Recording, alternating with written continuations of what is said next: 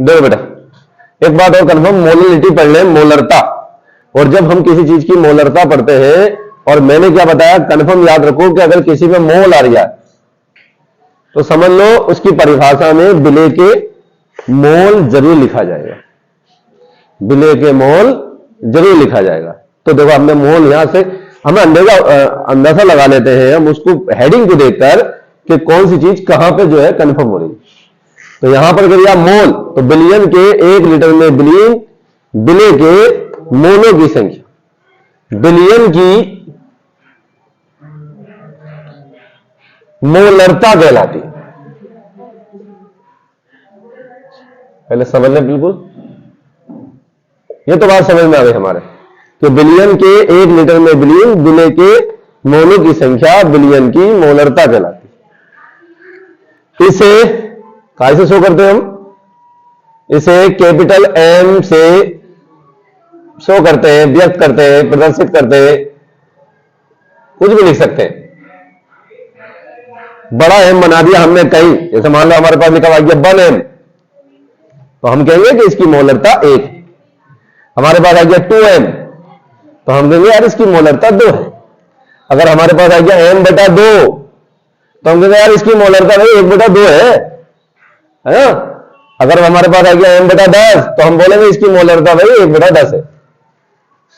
m जो है, capital M जो है, इस बात को दर्शाता है कि ये बिलियन की मोलरता है। कहीं भी लिखा हुआ आ जाए तो हम क्या समझेंगे उसको कि ये बिलियन की मोलरता है। ठीक है, इसका मात्रक क्या होता है? इसका मात्रक, इकाई, यूनिट, जो भी कहे, मात्रक के कई नाम है, इकाई के लो, यूनिट के लो, है ना, मोल प्रति लीटर होता है, मोल प्रति लीटर होता है ना। इस टाइप से हम बता सकते हैं कि इसका मात्रक मोल प्रति लीटर होता है। अब इसका फार्मूला क्या है कि मोलरता बराबर कैपिटल एम से शो करते हैं हम, W विलेय का भाग, M विलेय का अनुभाग, M छोटा बनता है बेटा, है ना, और गुणा में B। B मतलब आयतन, B मतलब क्या हो गया? आयतन। तो एक तो ये बात याद रखना है कि जहां W तो है विलेय का भार, काय में लगाना है, ग्राम में। अगर किलोग्राम में दे रखा है तो हम उसे काय में चेंज करेंगे, ग्राम में चेंज कर लेंगे। M काय में लगाना है, छोटा m, विलेय का अणुभार अभी निकालना सिखाया मैंने। नमक का अणुभार कितना आया था निकल के? 58.5 है। चीनी का कितना होता है? 342। ग्लूकोज का कितना होता है? 180। ये तो कन्फर्म याद करो। यूरिया कितना होता है? 60। और बी काय से शो करते हैं हम? बी को आयतन, काय में लिखेंगे? लीटर में।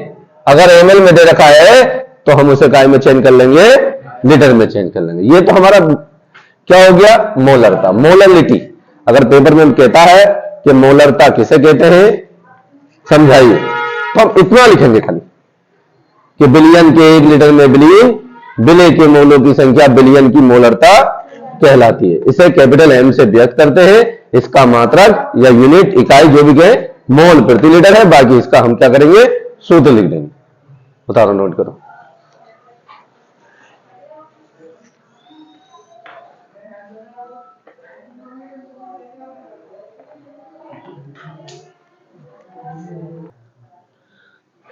तो देखो सबसे पहले आती है मोलर बिलियन, है ना। मोलर अगर इसका पूरा शब्द बनाओ ना तो ताओ लगा दो इसमें, तो ये मोलरता बन गई। तो कभी कभी पेपर में पूछ लेता है कि मोलर बिलियन कैसे कहते हैं। तो फर्क क्या है कि मोलर बिलियन जो आता है सिर्फ 1 मोल के लिए आता है। जैसे मान लो तुम्हारे पास आ गया 1 m, 1 मोलर, है ना, तो तुम्हारे लिए 1 के लिए आता है। तो अगर हम इसकी डेफिनेशन देंगे तो हम क्या लिखेंगे? बिलियन के 1 लीटर में, 1 लीटर में विलेय का 1 मोल उपस्थित होता है।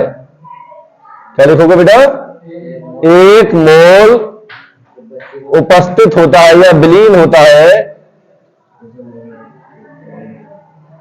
उसे मोलर विलयन कहते हैं। मतलब 1 मोल उपस्थित होगा तो उसे हम क्या कहेंगे? मोलर विलयन कहते हैं। ठीक है, अगर खूब सारे मोल उपस्थित होंगे तो उसे मोलरता कह देंगे। 1 मोल होगा तो उसे हम क्या कहेंगे? मोलर विलयन कहेंगे। अब होता क्या है, कैसे पहचानेंगे? अगर हमसे पूछ लिया 1 डेसी मोलर बताओ भाई, 1 डेसी मोलर, तो क्या संकेत है 1 डेसी मोलर का? m/10। समझ गए ना? देसी, देसी मतलब 10, m/10। अगर पूछा कि 1 सेंटीमोलर बताओ भाई, m/100 हो गया भाई, सेंटीमीटर है। अगर वो पूछने लगा 1 मिलीमोलर बताओ भाई, मिलीमोलर, मिलीलीटर मतलब 1/m/1000। इसको हम क्या लिखेंगे? 1/10 भी लिख सकते हैं, 1/100 भी लिख सकते हैं और 1/1000 भी लिख सकते हैं। मैंने बताया मोलर का मतलब होता है 1, है ना? तो इसलिए हम इसको 1/10 भी लिख सकते हैं, 1/100 भी लिख सकते हैं, 1/1000 भी लिख सकते हैं। एक होता है 1 सेमी मोलर। सेमी मतलब ये वाला सेमी, है ना? सेंटीमीटर नहीं, सेंटीमीटर ऐसे लिखा जाता है और ये वाला सेमी ऐसे लिखा जाता है, दोनों में फर्क है ना? तो इस वाले सेमी का मतलब होता है m/2, 1/2। इस सेमी का मतलब होता है आधा, इस सेमी का मतलब होता है आधा। तो ये तो मोलर विलयन हो गया हमारे पास। अगर हमसे पूछना, एक पिछली बार एग्जाम में 17-18 में एक क्वेश्चन आया था, बताऊंगा वो क्वेश्चन इसी के आधार पर, डेसी मोलर के आधार पर। तो अगर पूछता है 1 डेसी मोलर m/10, तो हम बता देंगे m/10 होता है। 1 सेंटीमोलर m/100 होता है, 1 मिलीमोलर m/1000 होता है, 1 सेमी मोलर m/2 होता है। उदाहरण नोट करो।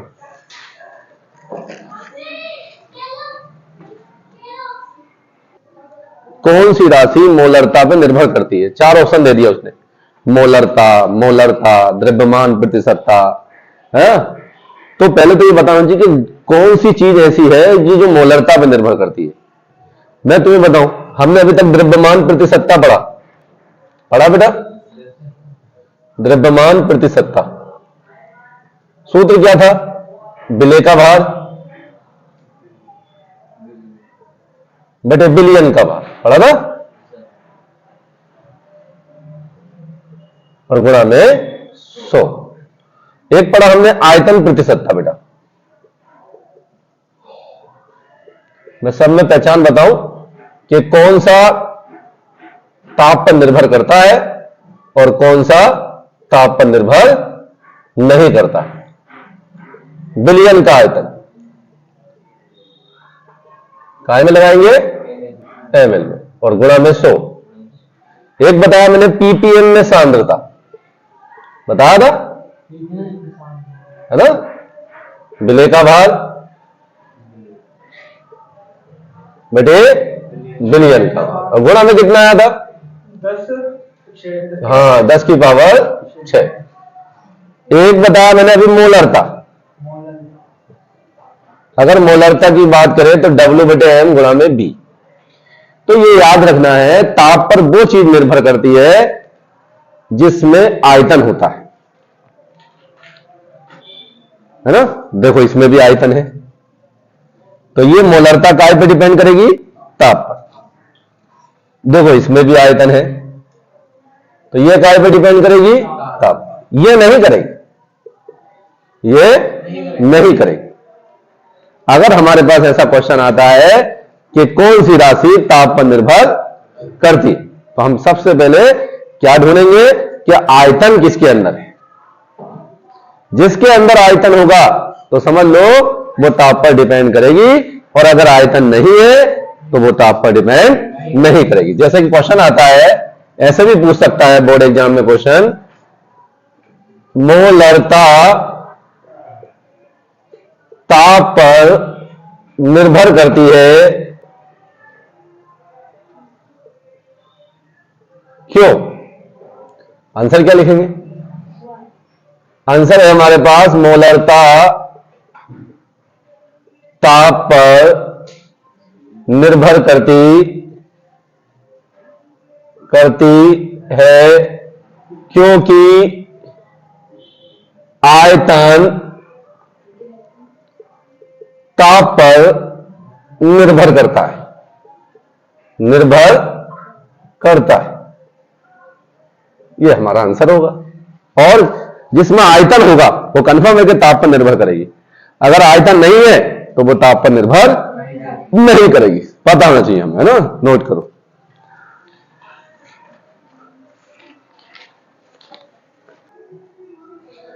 मोलरता, अब हमने पढ़ ली मोलरता के बारे में, समझ भी गए हम, समझ गए। एक क्वेश्चन बता रहा हूं एनसीईआरटी का। क्वेश्चन कैसे मिलता है? उस विलयन की मोलरता की गणना कीजिए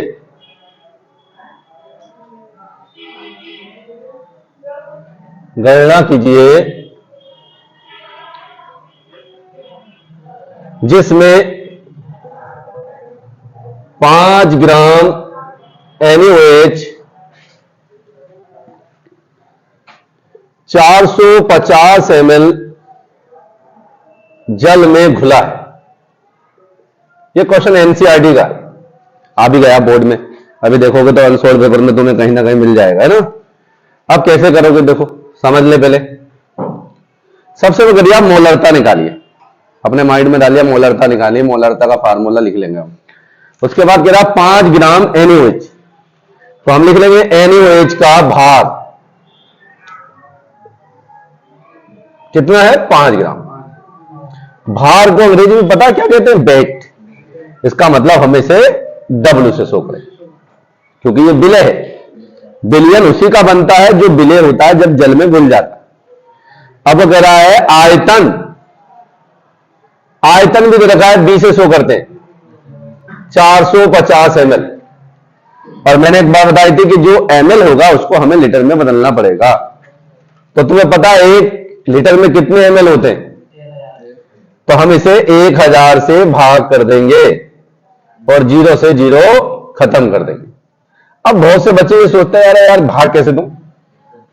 तो जब नीचे 0 होते हैं, जब नीचे 0 हो, जैसे 2 0 है और हमने देखा संख्या भी 2 है, तो इन 2 संख्याओं के बाद पॉइंट लगा दो, ये लीटर में बदल गया।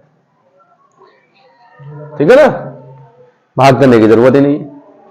जैसे 2 0 है तो ऊपर 2 के बाद पॉइंट लगा दो, 3 0 है तो 3 के बाद पॉइंट लगा दो। मगर सिर्फ ये 0 के लिए होती है कंडीशन। कहां है 1 0? ये 2 है ना, तो 2 0 है तो 1 और 2 के बाद पॉइंट लगा दी भाई। 0 पॉइंट से पहले 0 तो लगाना पड़ता, वो तो एक शर्त है। तो ये 0.45 लीटर हो गया। अब क्या करें? ये जो विलय होगा, विलय क्या है? NaOH का अणुभार, मोलर द्रव्यमान निकाल लेंगे भाई। अब हमें पता है अणुभार कैसे निकाल दें। Na है, Na का 23 लगा दिया, Na का 23, O का लगाया भाई हमने 16, H का लगाया हमने 1, सबको जोड़ा 40 आ गया अणुभार।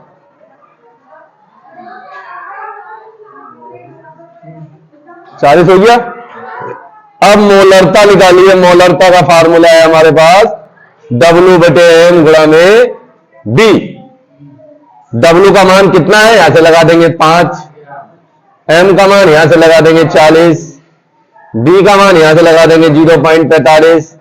अब देखेंगे पॉइंट होगा ना, पॉइंट है 2 के बाद, तो इस पॉइंट को हटाओ, 2 0 बढ़ा दो और 0 से 0 खत्म कर दो। अगर कोई नंबर कट जाएगा 50 है और यहाँ 45 है, पता है कि हमें एक ही पहाड़े से कट जाएंगे, तो कट लो 5 ढाई 5 9 45 10। अब यहां बचा, यहां क्या बचा तुम्हारे पास? ऊपर 10 बचा, नीचे 4 गुणा 9 बचा। अभी भी अगर कटता है 2 तो कटेगा नहीं, ये 2 पंजे 10 हो जाएगा, ये 2 दूनी 4 हो जाएगा। 5/18। अब 5/18 को भाग दे लो भाई, 5 लगाओ, 0 बढ़ाओ, 18 दिया 54 होते, ज्यादा हो गया, 18 धनी 36। ठीक है, कितने बचे? 14, 0। 18 सत्ते बढ़ दो, अभी पीछे ही बताया था 100, तो इसका मतलब 0.27 और इसका मात्रक मोल प्रति लीटर। ये हमारा सवाल हो गया। उतारो, एक सवाल करके देखो। ठीक है,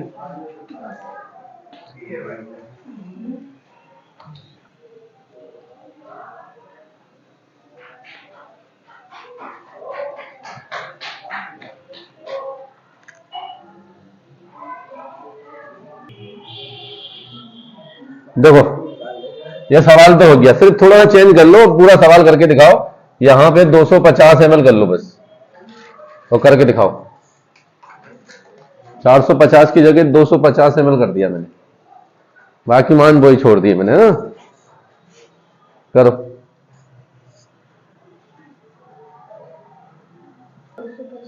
देखो सवाल तो हमने यही रखा है, बिल्कुल 5 ग्राम ही रखे हैं और 250 ml, तो ये तो यही रहेगा। सिर्फ यहां चेंज करोगे, तुम कितना करोगे, यहां पर चेंज करोगे कितना, 250, 0 से, तो यहां 25 आ जाएगा और यहां भी 25 आ जाएगा। बाकी सब ऐसे रहेगा। यहां से चेंज कर दो कैलकुलेशन, बस कितनी कैलकुलेशन आएगी यहां से चेंज कर दो। देखो चेंज कर लो, यहां से W का मान रख दो 5 ग्राम, M का मान 40 है और इसका मान 0.25, पॉइंट हटा के अब 25 धुनी तो होते हैं बेटा 50, 0 बचा बेटा, फिर भी 0 से 0 कैसे। अब हमारे पास बचा 2/4, 2 एकम 2 धुनी 1/2, 1/2 का मतलब होता है 0.5 मोल प्रति लीटर। इस टाइप से करेंगे ना, उठा लो।